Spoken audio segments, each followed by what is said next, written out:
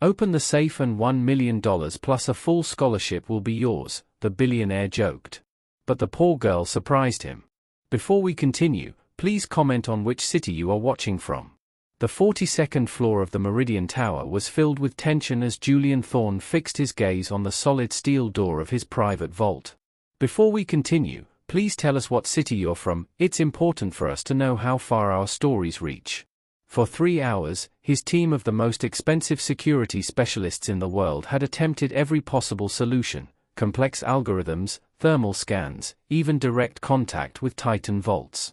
Nothing produced results. The electronic lock stayed firmly sealed, safeguarding millions of dollars and highly sensitive cold storage drive that Julian urgently required for a merger deadline set in just 2 hours. "Sir, all standard methods have been exhausted," said Captain Miller, wiping perspiration from his forehead despite the cool air. His group of 5 experts in custom-tailored suits appeared defeated, their advanced equipment scattered across the marble floor like costly devices rendered useless. Julian Thorne, a powerful technology tycoon and owner of a global business empire, had never experienced such frustration. At 38, he dominated boardrooms from London to Wall Street. Yet a single electronic lock now made him appear incompetent before his own staff. The irony was unbearable. A man capable of purchasing entire city blocks could not reach his own assets. Beyond the floor-to-ceiling windows, the loop surged with activity. Far below, beneath the shining towers, another reality existed, a world shaped by hardship, poverty, and abandoned dreams. It was a reality Julian rarely noticed, shielded as he was by luxury vehicles, private elevators, and security details that kept him isolated from the harsh truths of American inequality. That day, however, those two realities were about to intersect in a completely unforeseen way. A small figure was already navigating the building's service hallways, driven by hunger and desperation, carrying something that would alter both their lives forever. Chloe Bennett had been surviving on the streets of Chicago for 8 months, ever since the foster care system had failed her for the 3rd time. At only 10 years old, she had learned to maneuver through the city's hidden spaces with the instincts of someone far older. Her slight build and innocent look were both protection and risk. People either overlooked her entirely or attempted to take advantage of her weakness. That day, hunger gnawed at her stomach with unusual force. She had gone 2 days without food, living on water from public fountains and occasional acts of kindness. The cold December wind pierced her thin jacket as she examined the Meridian Tower from across the street. She had discovered that office buildings often discarded untouched food, and that the higher the floor, the better the leftovers from executive catering. Using techniques learned from other homeless children, Chloe slipped inside through a service entrance during a shift change. She moved silently through the network of service hallways, her bare feet making no sound on the cold concrete. Years spent in foster homes and on the streets had taught her how to read people, recognize danger, and, most importantly, spot opportunities where others saw none. The building's security system was highly advanced, but it was designed to stop adult intruders, not a small child capable of fitting into narrow passages and tight access points. Chloe possessed an unusual talent for technology. Computers, phones, and electronic systems felt intuitive to her, astonishing the few adults who ever paid attention. During brief moments at the public library, when she was not avoiding social workers, she spent hours teaching herself programming languages and exploring cybersecurity forums. As she moved upward through the building's service areas, raised voices reached her ears from an executive office. Curiosity overpowered caution. She pressed her ear against a maintenance panel and heard frustrated voices using words like encrypted, security breach, and deadline. Her empty stomach cramped again, reminding her why she had entered the building. Perhaps these wealthy executives had leftover food from a meeting. Perhaps someone would show compassion to a hungry child. The risk seemed worthwhile. With practiced precision, Chloe located an access panel leading straight into the executive office. She had done this many times before. Most adults were too focused on their own concerns to notice their surroundings. She carefully removed the panel and slipped into the most extravagant office she had ever encountered. The room was a symbol of wealth and authority. Original artwork decorated the walls. The carpet was so thick it absorbed her footsteps, and the furniture looked worthy of royalty. What immediately drew her attention, however, was a group of well-dressed men gathered around a massive steel safe, their expensive tools lying uselessly nearby. Chloe's analytical mind evaluated the situation almost instantly. The men were clearly struggling with an electronic locking system. LED screens, circuit boards, diagnostic devices, all elements she instinctively understood, despite never receiving formal instruction. Years spent repairing discarded electronics behind repair shops had given her a natural understanding of such mechanisms. The man standing at the center was obviously in control. His tailored suit likely cost more than most people earned in a year, and his presence radiated authority built on constant obedience from others. This had to be Julian Thorne, a name she had encountered on building directories and in business articles during her time in the library. For a brief moment, Chloe hesitated. She could retreat back into the access panel without being noticed. But hunger pressed heavily, and the challenge posed by the electronic safe captured her sharp mind. Ignoring her instincts, she stepped forward into the light. The silence was overwhelming. 6 pairs of eyes locked onto her in disbelief, 5 security specialists and 1 billionaire who looked as though he had seen an apparition. "Security breach!" Captain Miller shouted, reaching for his radio. "How did a child get in here?" "Stop," Julian said firmly, raising his hand. His eyes examined the small intruder with a blend of irritation and disbelief. "How did you enter this room?" he asked. Chloe's stomach growled loudly, answering before she could speak. She met his gaze without fear. Years spent in a world that had repeatedly let her down had removed any intimidation wealth or power might have inspired. "I'm hungry," she said plainly. "I was looking for food." Her eyes shifted toward the safe and the complex control panel. "But I can tell you're dealing with computer issues." The technicians exchanged looks ranging from mockery to offense. Captain Miller stepped forward, his tone dismissive. "Little girl, this is a military-grade security system worth more than most people's homes. You should." "It's a Titan Vault's dual-layer system with advanced encryption," Chloe interrupted calmly, studying the display from across the room. "The issue isn't the lock itself. It's a cascading authentication failure in the biometric layer. You're attempting a manual override when you should be resetting the sequencing." The room went completely silent. Even Julian, accustomed to being the sharpest mind in the room, stared at the homeless child who had just identified a problem his experts had missed. "That is an exceptionally precise assessment," murmured Dr. Evans. Dr. Evans, the cybersecurity specialist who had been brought in from Seattle specifically for this assignment, stared at her in disbelief. "But how could you possibly know anything about quantum encryption protocols?" Chloe shrugged slightly, her eyes never leaving the safe's control panel. "I read a lot. Library computers are free. And there are online forums where people discuss this kind of thing." She stopped for a moment as another painful wave of hunger tightened her stomach. "Listen. Give me some food, and I'll open your safe." The suggestion lingered in the air, sounding unreal. Captain Miller laughed first, a short, sharp burst filled with disbelief. "Sir, with all due respect, we should be calling child services." "Give me food, and I'll open the safe," Chloe repeated, her voice firmer this time. Julian Thorne began to laugh. It was a deep, resonant sound that spread through the massive office. The idea was so absurd, so completely unbelievable, that he could not stop himself. His 5-man team of specialists, each earning more in an hour than most people made in a week, joined in. Their laughter echoed off the marble walls and priceless artwork, creating a chorus of confident dismissal. Chloe did not react. She had heard that kind of laughter many times before. From foster parents who accused her of inventing stories about her abilities. From teachers who refused to believe a homeless child could understand advanced mathematics.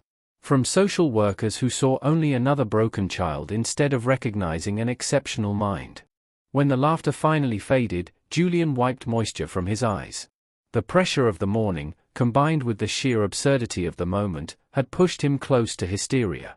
Here stood a homeless child, barely 10 years old, claiming she could solve a problem that had defeated some of the most highly paid security experts in the world.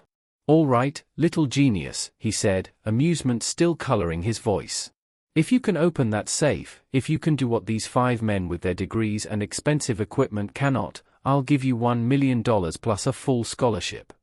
The number hung in the air like a challenge, a joke, and an impossible promise all at once. $1 million plus a full scholarship, offered to a homeless child who had likely never held even $100 in her entire life. Chloe looked at him seriously. Without hesitation, she stepped closer to the safe, her small hands already moving toward the control panel. Deal. The atmosphere in the room shifted instantly. The amusement vanished, replaced by uneasy silence. As Chloe approached the massive vault, Captain Miller stepped forward on instinct, his protective reflexes activating despite the absurdity of the situation. "Sir, we really shouldn't let a child near equipment worth." "Let her try," Julian interrupted, settling back into his leather chair as if preparing to watch a show. "What's the worst that can happen? She damages something that's already broken." Chloe ignored the adults entirely. Her focus narrowed until only the electronic display existed. Up close, she noticed details the technicians had overlooked. Subtle patterns hidden within the error codes. The precise rhythm of flickering LED indicators. The faint hum of processors straining to maintain security protocols. Her mind, shaped by years of necessity to process information quickly and identify solutions others missed, began assembling a clearer picture. Where the expert saw an impossibly complex security system, Chloe saw a logical electronic puzzle. "The quantum encryption isn't the real issue," she murmured, mostly to herself. "It's a distraction." Without meaning to, Dr. Evans leaned forward. "What do you mean?" Chloe's fingers hovered above the panel, careful not to touch it. "Look at the error cycles. They repeat. Every 47 seconds. That's not encryption failure." She lifted her eyes briefly. "That's a memory buffer overflow in the authentication subroutine." The silence in the room grew heavier. Even Julian, who was used to being the sharpest mind present, leaned forward now, his amusement slowly replaced by genuine curiosity. How could a homeless child understand concepts that had stalled his expert team? "So you're saying the lock itself isn't broken?" Captain Miller asked, his professional pride clashing with growing amazement. "Correct," Chloe replied. "The safe is functioning exactly as designed, protecting against intrusion. But something in the access protocols was changed recently." She turned and looked directly at Julian. "You upgraded something. New biometric scanners. A software update." Julian's eyes widened. 3 days ago, his security team had installed new retinal scanners as part of a company-wide upgrade. "The new biometric system is trying to integrate with the older encryption framework," Chloe continued, her confidence increasing as the solution became clearer.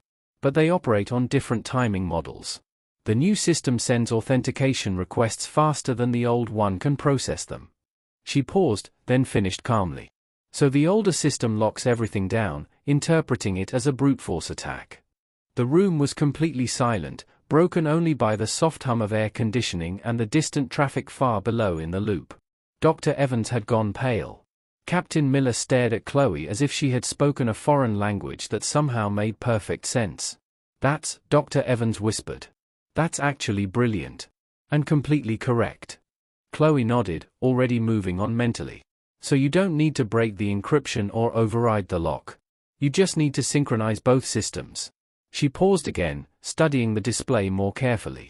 "But the manual controls aren't designed for that."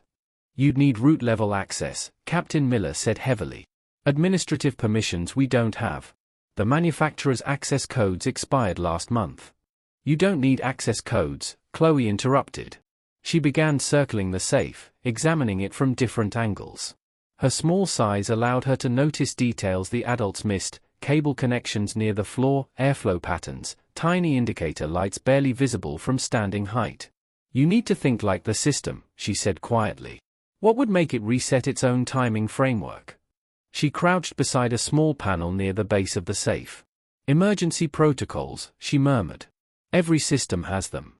Something that forces access to take priority over security in a life-threatening situation." Despite himself, Julian felt genuine admiration replace his skepticism. "And you think you can trigger those emergency protocols?" he asked. Chloe looked up at him, her expression serious. "Maybe. But I need to understand something first." She glanced at the wall clock. "What's inside this safe that's so important? You need it opened in the next 2 hours and 15 minutes. The question caught Julian off guard. He had been so focused on the technical crisis that he had briefly forgotten the reason it existed. Legal documents, he admitted. Contracts for a business deal that must be signed today. If not, my company loses a $3 billion acquisition. Chloe nodded thoughtfully. So this isn't about showing off or proving a point, she said. There are real consequences. Very real, Julian replied. Thousands of jobs. Multiple companies. Investors who rely on me.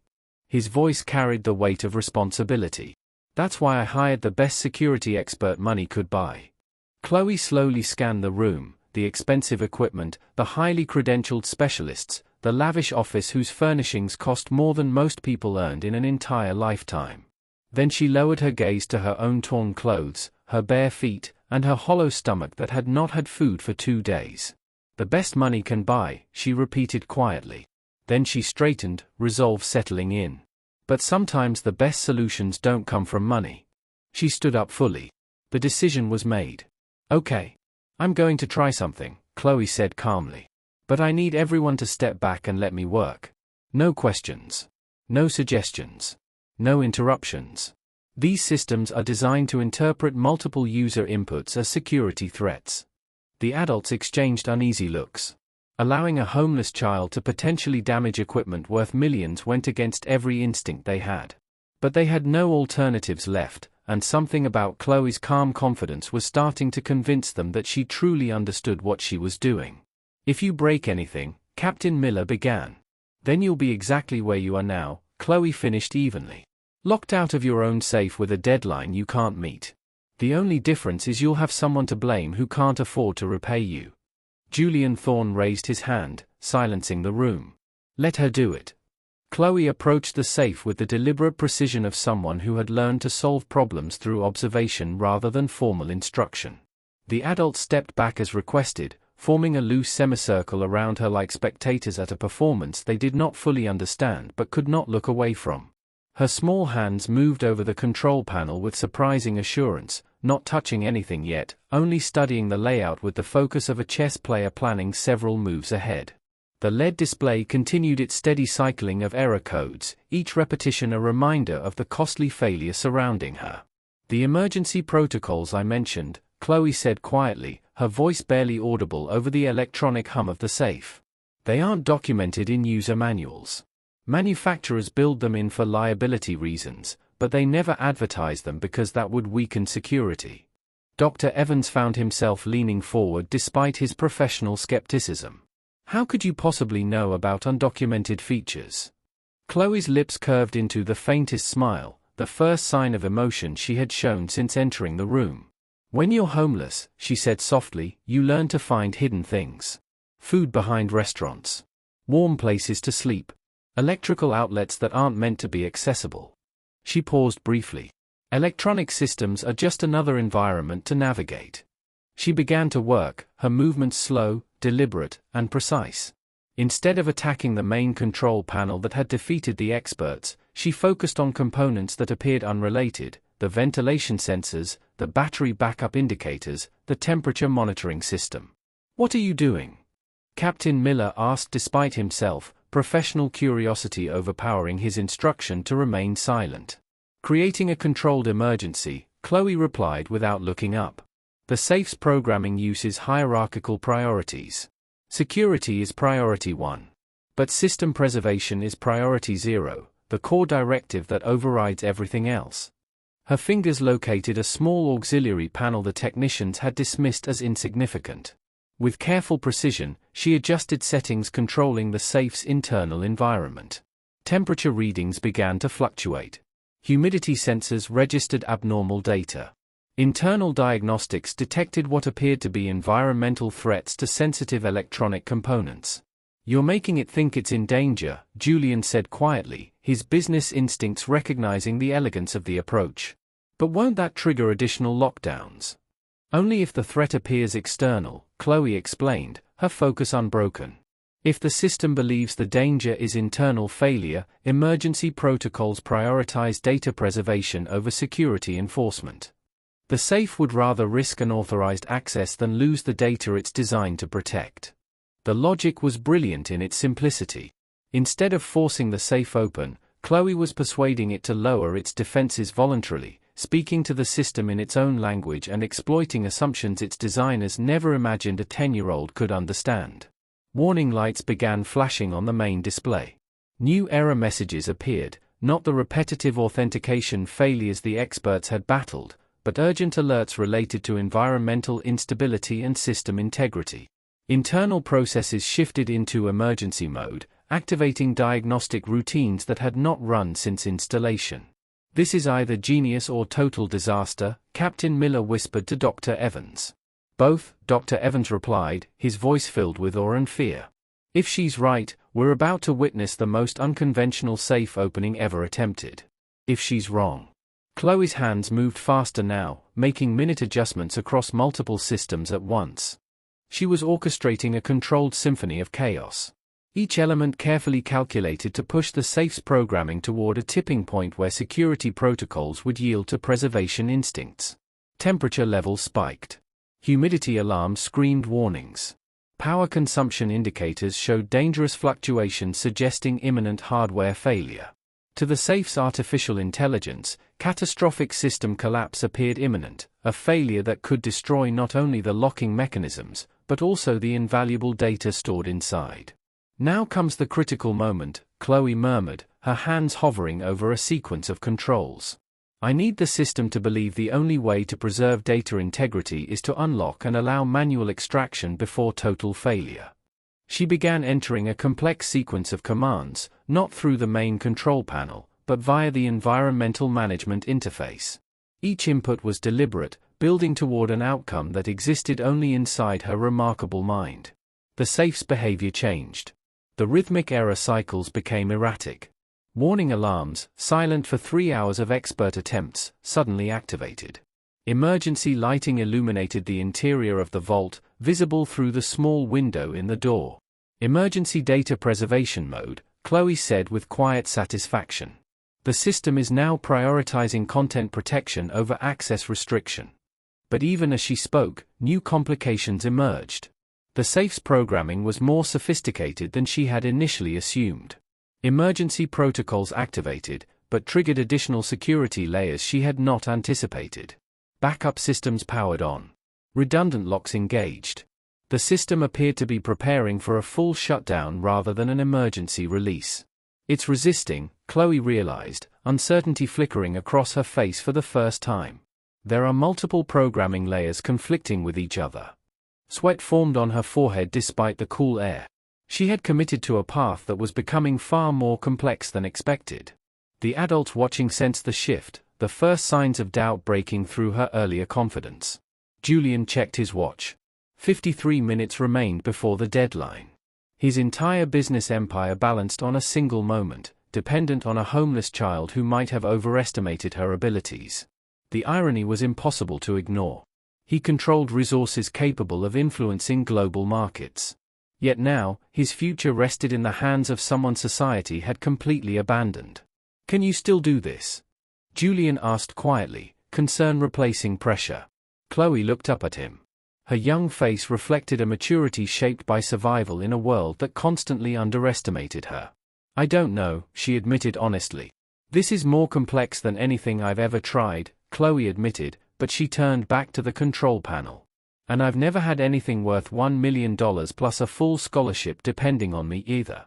The admission hung between them, part confidence, part confession, completely human. She was still just a child, despite her extraordinary abilities. A child who was hungry, alone, and carrying burdens no 10-year-old should ever have to carry. But she was also something else, someone who had learned to find answers where others saw only barriers. Someone who had survived by being sharper and more resourceful than the very system that had failed her.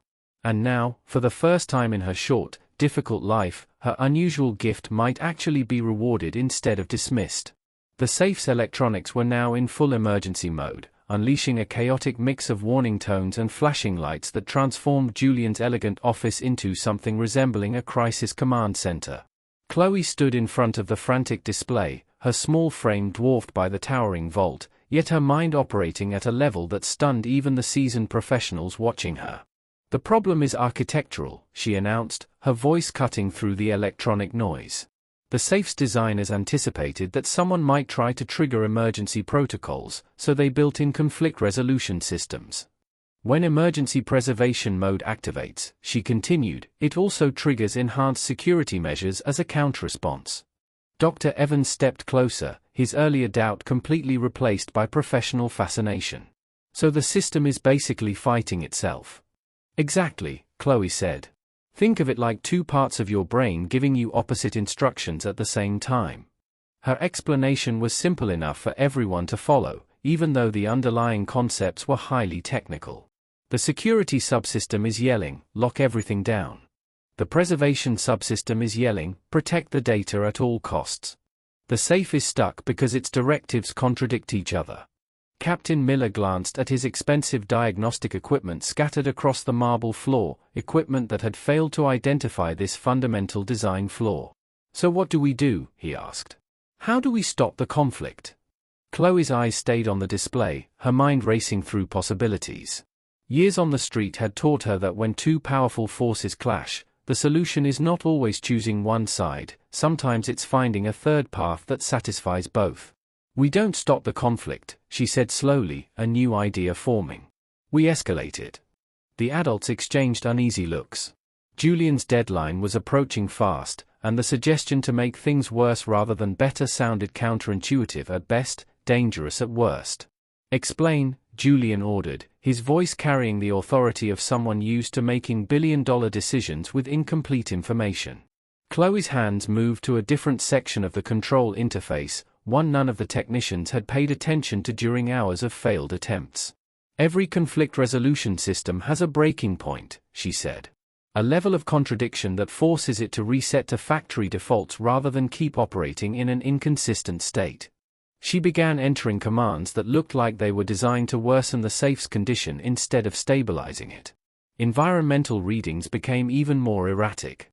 System diagnostics reported cascading failures across multiple subsystems. The conflict between security and preservation intensified beyond what the system was built to handle. You're creating a logic bomb, Dr. Evans realized, his voice filled with equal parts or an alarm, forcing the system into a state where it has no choice but to restart its decision-making process. More than that, Chloe replied, her focus absolute. I'm creating a situation where maintaining current security protocols guarantees the destruction of the data. The safe is built to protect, she continued. When that happens, the preservation directive will override everything else, including the architectural safeguards meant to prevent emergency access. The theory was elegant, but the execution was extremely risky. If Chloe miscalculated, she could trigger a complete system shutdown that would lock the safe permanently, making it impossible to access the contents without physically destroying the vault, a process that would take days and could damage the documents inside. Julian watched the young girl work with a mix of amazement and growing respect. He had built his fortune by recognizing talent wherever it appeared, but he had never imagined finding it in a homeless child who had broken into his office. Her approach to problem-solving was unlike anything he had encountered through decades of negotiations and technical crises. Where did you learn to think like this? He asked, genuine curiosity replacing his earlier amusement. Chloe paused for a fraction of a second, her hands still moving across the controls, but her attention briefly shifting to his question. Foster care, she said simply. When you're passed between families who don't want you, you learn to read situations fast. You learn to find solutions that work for everyone involved, because if you don't, you end up right back in the system. The honesty of her answer cut straight through the tension in the room. Here was a child who had been failed by every support structure designed to protect her, yet she had developed problem-solving instincts that outperformed highly educated professionals. The irony was obvious to every adult present. And the families who had you, Julian asked quietly, did they ever see what you could do? A shadow crossed Chloe's face. Most people see what they expect to see, she said. A poor kid. A problem to be fixed or ignored. They don't look for intelligence in places where they don't expect it. Her words carried no self-pity, only the flat, practical assessment of someone who had learned to navigate a world that consistently undervalued her. But there was something else there, too, a quiet determination that suggested her experiences had strengthened her rather than broken her. The safe systems reached a critical threshold. Warning messages flooded the display faster than the human eye could track them. Emergency protocols and security protocols were now in direct, irreconcilable conflict, a digital stalemate the system could not resolve through normal means. "This is it," Chloe announced, her small hands poised over a final sequence of commands. "In about 30 seconds, the system will face a choice: keep security protocols and risk total data loss, or prioritize data preservation and temporarily suspend security restrictions." She looked up at Julian, her blue eyes reflecting a maturity that seemed impossible for someone her age. "But I need you to understand something," she said. "If this works, I didn't just get lucky or stumble into the answer. I earned it. Every night sleeping in doorways. Every day figuring out how to survive. Every hour in libraries teaching myself what schools never had time to show me. All of it brought me to this moment." Julian nodded slowly, beginning to realize he was witnessing something far bigger than a technical fix to a mechanical problem. This was proof of human potential, ignored, dismissed, and nearly lost because the system did not recognize talent outside its usual boundaries. "I understand," he said quietly.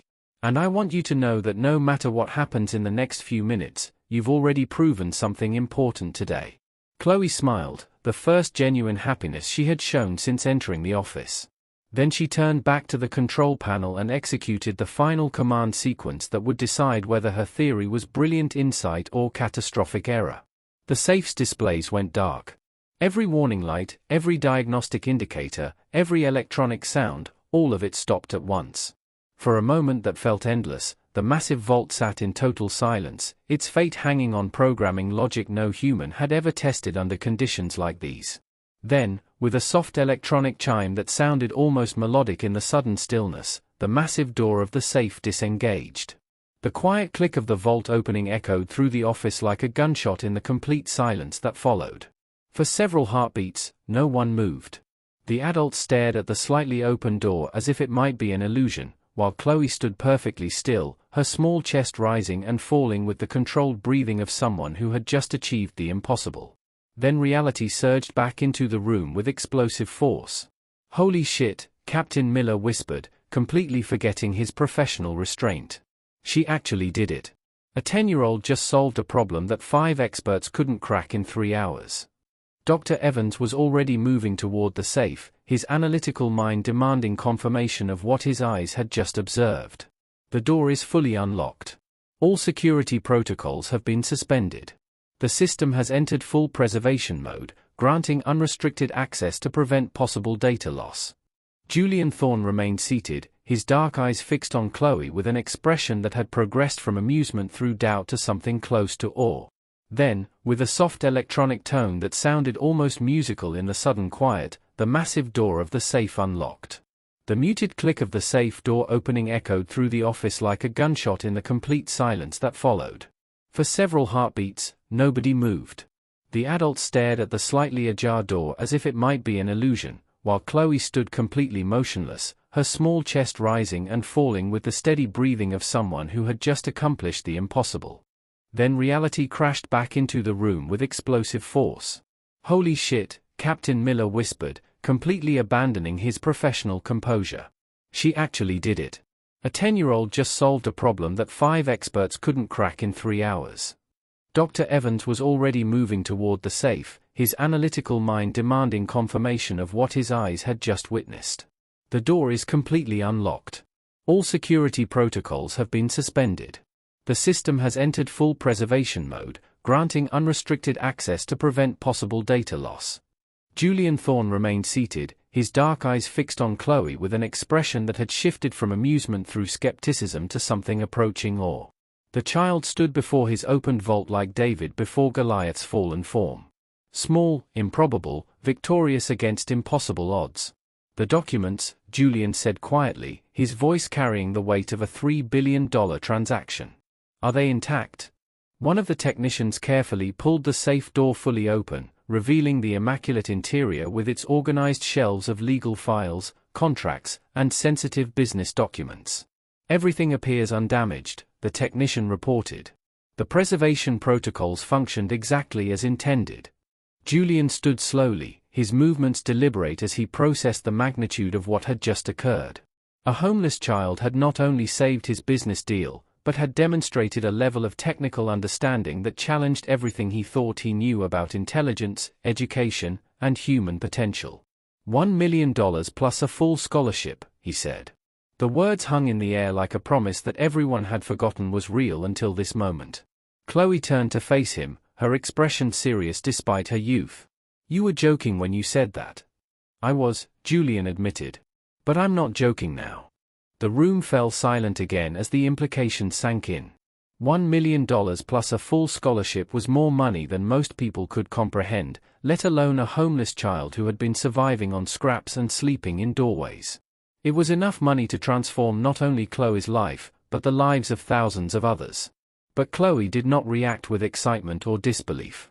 Instead, she studied Julian's face with the same analytical intensity she had applied to the safe's electronic systems. "Why?" she asked simply. The question caught everyone off guard. Dr. Evans and Captain Miller exchanged glances, clearly expecting gratitude or excitement. Instead, she was examining the offer with the skepticism of someone who had learned not to trust promises from adults. "Because you earned it," Julian replied. "You solved a problem that threatened my company, saved a business deal worth billions, and demonstrated abilities that frankly put the expensive consultants I usually rely on to shame." Chloe shook her head slightly. "Those are business reasons. You're a businessman. You understand return on investment, cost-benefit analysis, strategic value. Paying me that much for a few minutes of work doesn't make business sense, no matter how valuable the outcome."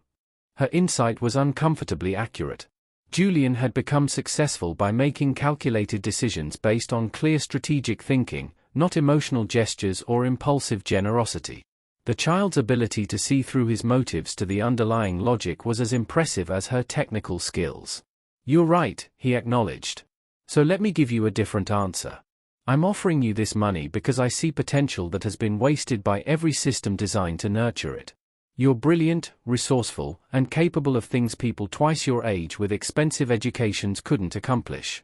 But more than that, you represent something I had forgotten, that sometimes the most valuable solutions come from the places we least expect to find them."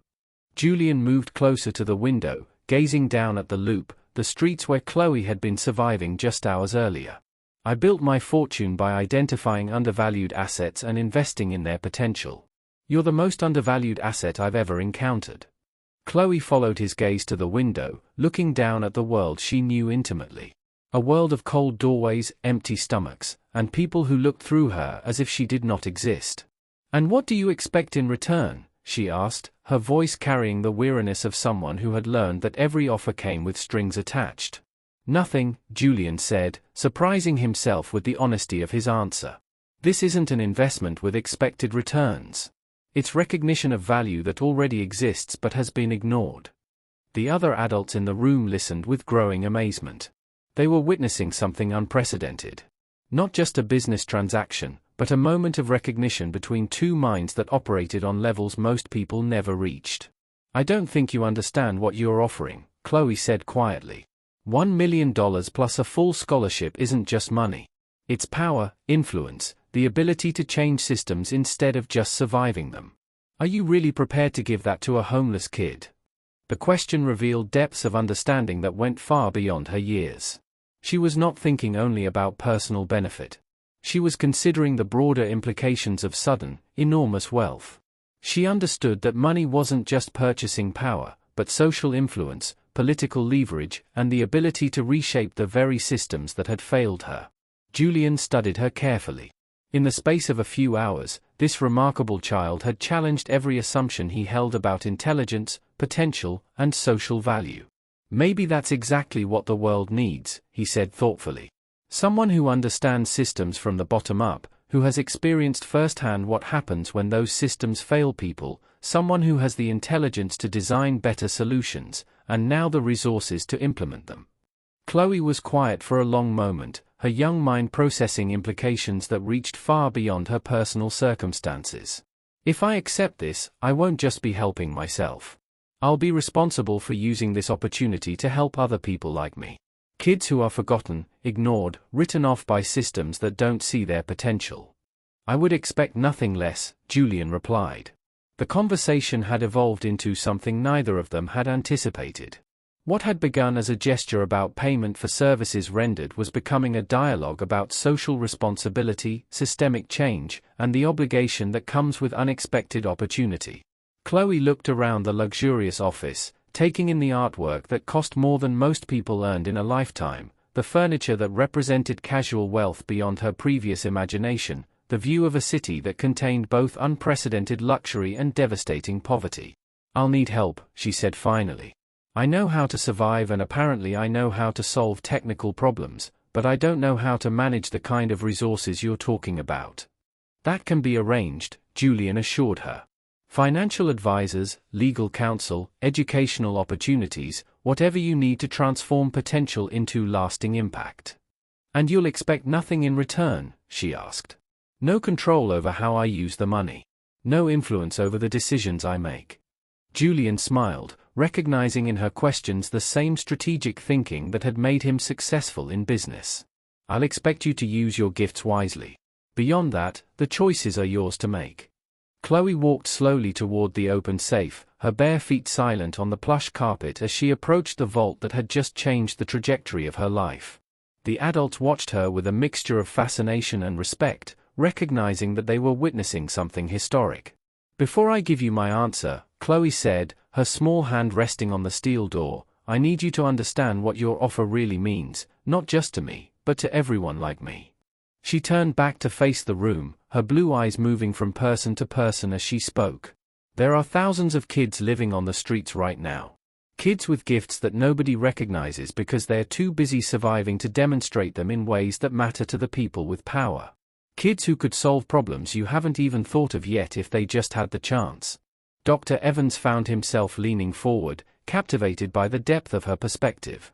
"You're talking about systemic change, not just individual success." "Exactly," Chloe said. "One person escaping poverty is a feel-good story.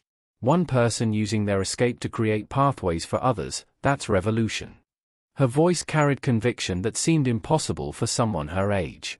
$1 million plus a full scholarship doesn't just buy my freedom. It buys the responsibility to prove that intelligence exists everywhere, not just in places where people expect to find it." Captain Miller, who had spent the morning frustrated by his inability to solve a problem this child had cracked in minutes, spoke up. "What would you do specifically? I mean, how would you use resources like that to create the kind of change you're talking about?" Chloe's response revealed that she had been thinking about these questions long before she had ever imagined having the resources to address them. "Education first, but not traditional education. The current system failed me and fails thousands of others every year. We need learning environments that recognize different types of intelligence, different ways of processing information, and different life experiences that can contribute to problem solving." She began to pace back and forth, her thoughts clearly moving at high speed as she voiced ideas that had been forming throughout her difficult life experiences. "Second, we need to change the way society identifies potential. Right now, we search for intelligence in people who already have advantages. Strong schools, stable families, financial security. But what about the kid who figures out how to hack free internet access because she cannot afford it? Or the one who develops survival strategies that would impress military tacticians? That is intelligence as well. It simply is not the kind that appears on standardized tests." Julian Thorne watched her with increasing admiration. This was not just a smart child with technical abilities. This was a visionary who understood systems thinking at a level that most graduate students never reached. "Third," Chloe continued, saying, "we need to create pathways that do not require people to abandon their communities in order to succeed. Most programs for gifted children from disadvantaged backgrounds essentially say, prove you can fit into our world. What if instead we said, show us how your world has taught you things ours never could?" The room was completely silent, except for the distant hum of the loop traffic. Even the safe's electronic systems had returned to their normal, quiet operation. Chloe's words were reshaping how everyone present thought about intelligence, opportunity, and social responsibility. "You have thought about this a lot," Julian observed. "I have lived it.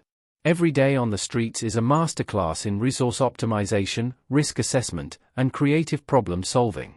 But none of that matters to the people who decide who gets opportunities and who does not. Chloe's voice carried no bitterness. It was simply the matter-of-fact assessment of someone who had learned to navigate systemic bias. Until now, Dr. Evans said quietly. Maybe if I am smart enough to use this opportunity correctly. Chloe looked directly at Julian. That is why I need to know what you truly expect. Because once I accept this money, I am not only responsible to myself anymore. I am responsible to every kid who has ever been overlooked, underestimated, or written off. Julian stood and walked to his desk, taking out a legal pad and a pen. What if we make this formal? Not just a promise, but a contract that protects both your independence and your commitment to the principles you are describing. What kind of contract? One that transfers the money to you with no conditions attached, but also establishes a foundation dedicated to identifying and nurturing intelligence wherever it appears. You would control the foundation, set its priorities, and have complete authority over its operations. Chloe studied his face carefully. And your role would be advisory if you want it, financial if you need it, but not controlling. The decisions would be yours to make. For the first time since opening the safe, Chloe showed signs of her actual age. The weight of the discussion, the magnitude of the opportunity, and the pressure of representing so many others like herself were clearly overwhelming her young mind. This is scary, she admitted quietly. A few hours ago, I was just trying to find something to eat. Now you are talking about changing how society works. Captain Miller stepped forward, his earlier frustration replaced by sincere respect. Maybe that is exactly why you are the right person for this responsibility. Someone who remembers what it feels like to be invisible, to be dismissed, to have potential that nobody recognizes. And someone, Dr. Evans added, who has demonstrated that unconventional approaches can solve problems that traditional methods cannot touch. Chloe remained silent for several minutes, her young mind processing implications that extended far beyond her personal circumstances. When she finally spoke, her voice was steady but thoughtful. If I do this, I want to start with something small but important. A pilot program that identifies kids with non-traditional intelligence and gives them resources to develop their abilities without forcing them to abandon their communities or conform to traditional academic models. How would you identify these kids? Julian asked, genuinely curious about her strategic thinking. The same way you identified me, by looking in places where people do not expect to find intelligence. Homeless shelters, juvenile detention centers, foster care systems, inner-city schools that have been written off. And by recognizing different types of problem-solving skills, not just academic performance. She moved toward the window, looking down at the streets of the Loop with new eyes, not as a place of survival and struggle, but as a landscape of untapped potential waiting to be discovered. I want to prove that brilliance exists everywhere, not only in privileged environments. And I want to create pathways that celebrate different kinds of intelligence instead of trying to force everyone into the same mold. Julian joined her at the window. That is ambitious. Revolutionary, even. It has to be. Incremental change is not enough when the foundational assumptions are wrong. Chloe's reflection in the glass showed someone far older than her 10 years, someone transformed not only by opportunity, but by the recognition of her own ability to create change. So, she said, turning back to face the room, let's talk about the details of this contract, because I think we are about to change some lives. The adults exchanged glances, realizing that they were no longer dealing with a homeless child who had solved a technical problem, but with an emerging leader who understood both systemic failure and transformational possibility. The next hour would determine whether this moment became merely an interesting story or the beginning of something that could reshape how society recognized and developed human potential. The next hour transformed Julian's office from a crisis management center into an improvised war room for social change. Chloe accepted the offer, but with conditions that revealed her understanding of both opportunity and responsibility went far deeper than anyone had imagined. She was not just thinking about her own future. She was designing a systematic approach to discovering and developing overlooked intelligence. I want the foundation structured so that traditional academic credentials are not requirements for leadership positions, Chloe explained as Julian's legal team joined the discussion via video conference. Some of the smartest people I have met never finished high school, but they understand systems and human behavior in ways that doctoral programs do not teach. The lawyers exchanged glances that Chloe noticed immediately. She had learned to read adult expressions during her time in foster care, the subtle signals that revealed when people were humoring a child rather than taking her seriously. "I know what you are thinking," she said directly to the lead attorney on the screen. "A 10-year-old wanting to hire people without degrees sounds naive. But consider this. I just solved a problem that stopped 5 experts with advanced degrees and expensive equipment. Maybe the issue is not my understanding of qualifications, but your definition of them." The lawyer, Marcus Brennan from Julian's primary legal firm, paused his note-taking. "That is actually a fair point. What alternative qualifications would you propose?" "Demonstrated problem-solving ability, evidence of innovative thinking under limited resources, experience with populations that traditional social services have failed, and most importantly, a genuine commitment to finding intelligence in unexpected places rather than reinforcing existing hierarchies." Dr. Evans, who had remained in the office throughout the discussion, found himself writing notes. "You are essentially proposing a meritocracy based on results rather than credentials. That is actually brilliant," he added, "although it would be challenging to implement in practice." "Everything worth doing is difficult," Chloe replied. "If it were easy, someone would have accomplished it already." Julian Thorne watched this exchange with increasing amazement. In the span of a few hours, Chloe had not only demonstrated technical abilities that exceeded those of trained experts, but was now expressing organizational theories that challenged core assumptions about how institutions should function. Her experiences with systemic failure had provided her with insights that traditional education might never have offered. "Let's talk about the pilot program you mentioned," he said. "How would you actually identify these overlooked kids?" Chloe's face brightened with enthusiasm, the first time she had shown excitement about anything since entering the office. "Street outreach, but not the traditional kind. Instead of simply offering services, we would be looking for specific indicators of intelligence that usually go unnoticed." She moved to the whiteboard that dominated one wall of Julian's office, taking a marker and beginning to outline her ideas with the confidence of someone who had been thinking about these problems for years. Kids who figured out how to access free Wi-Fi in places where it is not supposed to be available. Kids who have developed complex systems for avoiding detection by authority figures. Kids who understand social dynamics well enough to navigate complicated family situations or street hierarchies. Kids who have taught themselves skills through trial and error because formal education was not available or did not work for them. Her diagrams were simple but clear, illustrating interconnected systems that accounted for different forms of intelligence and multiple pathways for development. The adults observing realized they were witnessing strategic thinking that most graduate students would struggle to match. "The key," Chloe continued, "is understanding that intelligence adapts to circumstances. A kid who is brilliant at survival might struggle with traditional academic tasks, not because they lack ability, but because their intelligence has been directed toward more immediate needs." Captain Miller from the legal team spoke up again. "This approach would require substantial resources for outreach and assessment. Have you considered the logistics carefully?" "Constantly," Chloe replied without hesitation. "That's why the foundation needs to be large enough to fund real programs, not just feel-good initiatives. We're talking about systematic change, which requires systematic resources." She turned back to the whiteboard, adding figures and budget estimates that showed she understood the financial implications of her vision. Initial outreach teams for 5 major cities. Specialized assessment tools developed by people who understand non-traditional intelligence. Mentorship programs that pair kids with adults who have succeeded despite similar backgrounds. And educational resources that adapt to different learning styles and life circumstances. Julian found himself impressed not only by Chloe's vision, but by her practical grasp of implementation challenges. "You've thought about this in remarkable detail for someone who only learned about these resources an hour ago." "I've been thinking about solutions to these problems my whole life," Chloe said simply.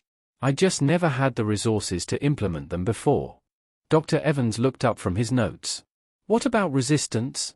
Systems don't like to change, and there will be people who benefit from the current structure who won't appreciate your approach." Chloe's expression grew serious. "Of course there will be resistance. People who have invested their careers in traditional gatekeeping won't want to admit their methods have been missing talent. Institutions that profit from maintaining artificial scarcity of opportunity won't welcome programs that democratize access to advancement. She paused, looking around the room at the adults who were taking her seriously, perhaps the first adults who ever had. But that's exactly why this work is necessary. When systems consistently fail to recognize talent, the problem isn't with the talent, it's with the systems. And systems can be changed if you have enough resources and enough determination. The legal team had been drafting contract language while Chloe outlined her vision, and Captain Miller returned to the discussion with preliminary terms. We've structured the foundation as an independent entity with Chloe as the sole decision-making authority, advised by a board she selects. The initial funding would be the full $1 million plus a full scholarship, with Julian Thorne having no control over operations or strategic decisions. What about accountability? Chloe asked. How do we ensure the foundation actually accomplishes its mission instead of becoming just another ineffective bureaucracy? The question revealed yet another layer of her sophisticated thinking. She wasn't focused only on obtaining resources. She was considering how to prevent those resources from being wasted or corrupted over time. Performance metrics, Julian suggested. Measurable outcomes that demonstrate real impact rather than just good intentions. Exactly. And regular evaluation by the communities we're trying to serve, not just by academic or philanthropic institutions. Chloe was clearly thinking through every aspect of how to preserve integrity and effectiveness over time. As the afternoon progressed, the scope of what they were planning became evident. This was not merely a generous gift to a deserving child. It was the launch of a systematic challenge to how society identified, developed, and supported human potential. Chloe's combination of personal experience, analytical intelligence, and strategic thinking was creating something unprecedented. There's one more thing, Chloe said as the contract discussions neared completion. I want part of the foundation's work to include documentation and research. We need to prove that our approach works, and we need to share what we learn so other organizations can replicate and improve on our methods. Academic publication? Dr. Evans asked. Among other things, but also accessible communication that reaches people who don't read academic journals. The kids we're trying to help, their families, the community organizations that work with them. They need to understand that intelligence comes in many forms, and that their experiences matter. The sun was setting over the loop, casting long shadows across Julian's office as they finalized the details that would transform Chloe from a homeless child into one of the youngest philanthropic leaders in history. But more than that, they were creating a foundation that could prove intelligence was not a rare commodity confined to privileged circumstances. It was a human capacity that flourished everywhere, waiting only for recognition and opportunity. Are you ready for this responsibility? Julian asked as they prepared to sign the final documents. Chloe looked out at the city lights beginning to shimmer in the growing darkness, knowing that somewhere among those lights were thousands of children like her, brilliant, resourceful, invisible to systems that did not know how to see them. I've been ready my whole life, she said quietly.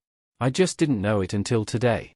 6 months after that transformative day in Julian's office, Chloe stood before a packed auditorium at the University of Chicago, preparing to deliver the keynote address at the National Conference on Educational Innovation.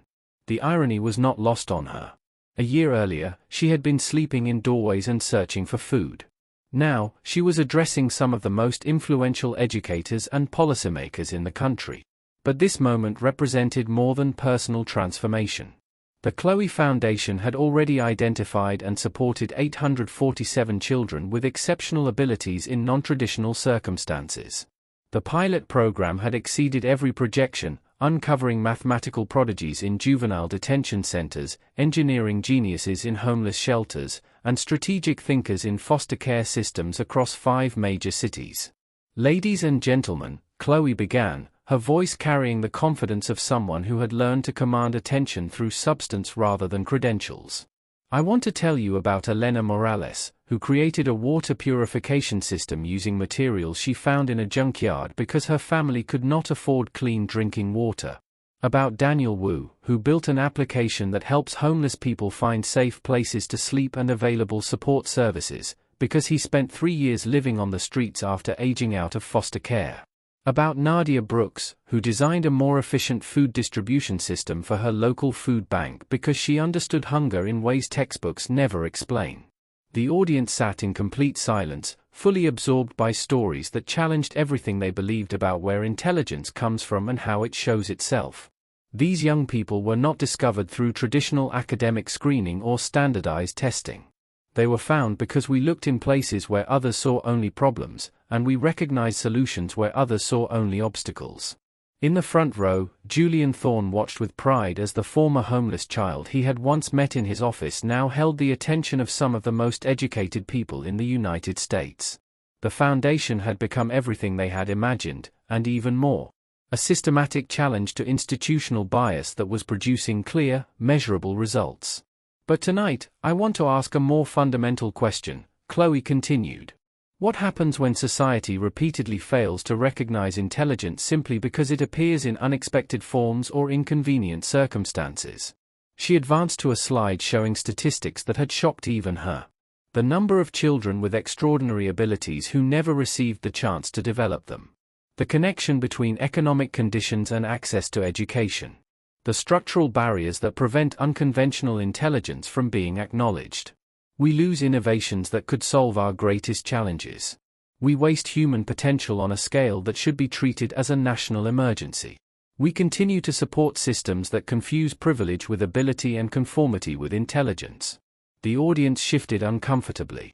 Chloe had learned how to read a room during her months of advocacy, and she could see that her words were hitting their target, the comfortable assumptions that allow educational inequality to survive.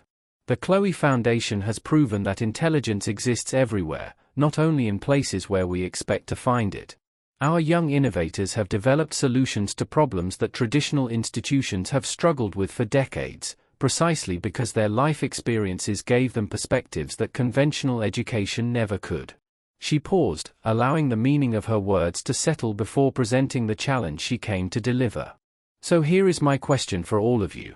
Are you ready to change how your institutions operate?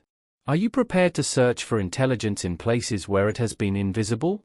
Are you willing to admit that some of your traditional gatekeeping methods have been blocking exactly the kind of innovative thinking our society needs most? The silence in the auditorium was deep and unmistakable. Chloe had just asked some of the most powerful figures in education to admit that their systems had serious flaws and to take responsibility for fixing them. Because if you are ready, she continued, the Chloe Foundation is ready to work with you.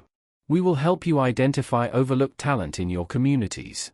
We will share the assessment methods we have developed to recognize non-traditional intelligence. We will provide resources to support young people whose brilliance does not fit conventional models. She looked directly into the camera recording her speech, knowing her words would travel far beyond this room. And if you are not ready for that level of change, then you need to ask yourself a different question. How many more innovations will we lose? How many more brilliant minds will be wasted before we finally admit that intelligence is not a rare resource limited to privileged environments? It is a human capacity that exists everywhere, waiting only for recognition and opportunity. The standing ovation that followed lasted 7 minutes. 2 years later, Chloe stood inside a rebuilt community center in Chicago's Pilsen neighborhood, watching a 12-year-old boy demonstrate an urban farming system he had designed using recycled materials and solar panels recovered from abandoned buildings. Around them, 43 young innovators from the Chloe Foundation's expanded program were presenting solutions to problems ranging from affordable housing design to sustainable energy distribution. Julian Thorne arrived for the quarterly Foundation review. These visits had evolved far beyond simple oversight. He came to witness what real systemic change looked like when intelligence was recognized and supported regardless of its origin. The Foundation now operated in 15 cities, had identified more than 2,000 young innovators, and had influenced policy changes in educational institutions across 3 countries. Any regrets? He asked Chloe as they watched a 14-year-old former foster child explain her water conservation invention to a group of visiting engineers. Chloe smiled. It was the same focused, analytical expression she had worn years earlier while standing in front of his locked safe, now softened by the satisfaction of someone whose vision had finally become reality. The numbers told an extraordinary story. Participants in the foundation had filed 127 patents, launched 34 successful businesses, and developed solutions to infrastructure problems that traditional institutions had failed to solve. But more importantly, they had proven that intelligence was never rare. It simply needed to be recognized and supported. The real success, Chloe reflected, was not only what these young people had achieved. It was the fact that society had begun to change how it looked for intelligence. School districts were revising their identification methods. Foster care systems were introducing new assessment tools. Even juvenile detention centers were beginning to recognize that behavioral problems sometimes hide extraordinary analytical abilities.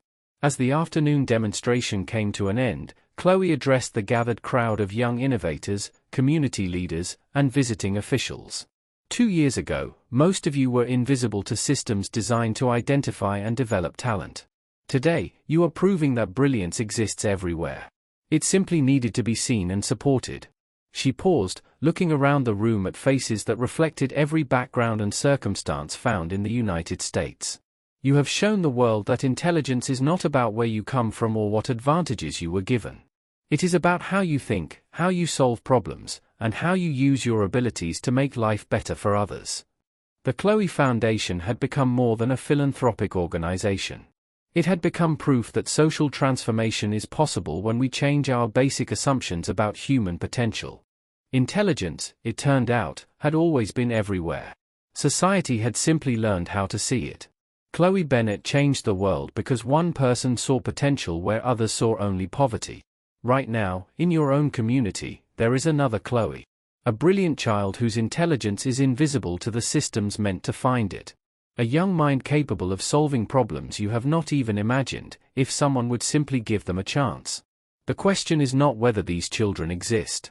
The question is whether you will be the one who recognizes them. Every day that passes, we lose innovations that could change everything. We waste potential that could transform communities. We overlook solutions to our greatest challenges because we are not looking in the right places. But you can change that. Share Chloe's story. When people understand that intelligence exists everywhere, they begin to see it everywhere. Look differently.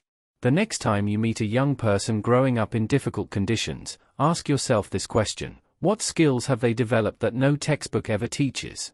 Expect more.